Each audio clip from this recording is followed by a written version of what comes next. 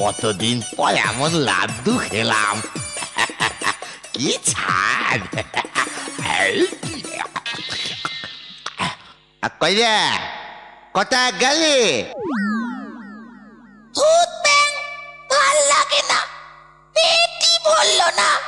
আরে কই রে, কোথায় গেলি রে?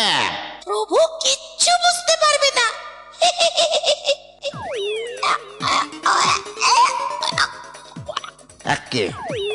বেটা গেল কোথায়? লাড্ডু খেতে ভালোবাসি, ঘিয়ে ভরা লাড্ডু। দেখলি ভালোই হলো, এই আমার সাথে থাকলে নিত্যদিন সুখে ভালো মন্দ খাওয়া যাবে। হ্যাঁ, পড়া যাবে। বেটা কি পুষ? হ্যাঁ, ভালো হচ্ছে না কিন্তু বলে দিচ্ছি। ভালো হচ্ছে না আবার কি? নিত্যদিন নিজে হাজার হাজার লাড্ডু খেলো, আমাকে তো এক পিস দেওয়ার নাম করো না। কত কষ্ট করে রাধুনিকে ফিট করে এক পিস দু পিস ম্যানেজ করতে হয় জানো? বেটা ওইটুকু চেহারা তোর অত খাওয়া কিসের? এই খবরদার, চেহারা নিয়ে কোনো কথা বলবে না। হ্যাঁ, কি খেয়ে সুগার লেভেল তো 400 ছাড়িয়ে গেল, তবু তো খাওয়া কমে না। বেটা পেটুক কোথাকার। বেরো বেরো এখান থেকে, বেরো বলছি, বেরো বেরো। তোর মুখ দেখতে চাই না, বেরো এখান থেকে। এই স্বর্গেই আর থাকবো না, কোনো এন্টারটেইনমেন্ট নেই। একই ওই মেনুকার নাচ দেখতে কি আর ভাল লাগে নাকি? যাই, বেশভূষা দেখলে মনে হচ্ছে কোন সার্কাস কোম্পানি থেকে পালিয়ে এসেছো। পালিয়ে এসেছি? পালিয়ে আসবো আমি?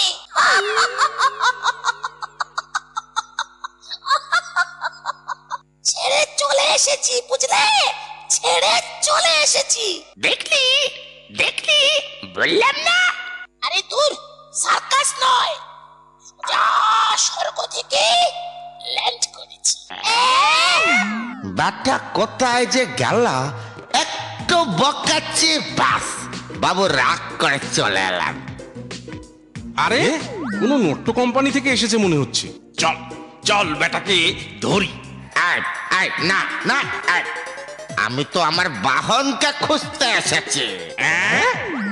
বাহন মানে ইঁদুর? বেটা গণেশ ঠাকুর বলছে রে নিজেকে।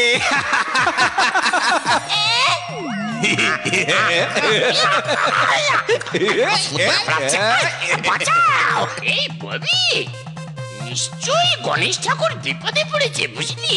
না না, একদম যেও না, মরুক বেটা। ছি বাহন ভাই, অমন কথা বলতে নেই। চলো আমাদের সাথে চলো। আরে ছাড়ে বাবা, কি হচ্ছে কি? দেখুন না বেটা নট্য কোম্পানি থেকে এসে বলে কিনা গণেশ ঠাকুর। ঠিকই বলছেন, উনি গণেশ ঠাকুর, আমার প্রভু। আরে আমার বাহন, ওরে আয় আয় বাচ্চা, আমার কাছে আয়।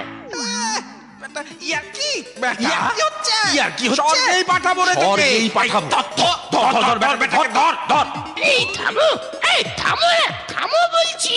প্রভু, এরা থামবে না দেখছি, একটু মজা দেখিয়ে দাও তো।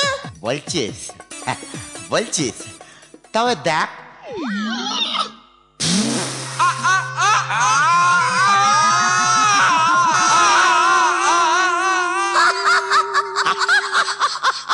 আসি এখন, খুব খিদে পেয়েছে বুঝলে, খুব খিদে পেয়েছে।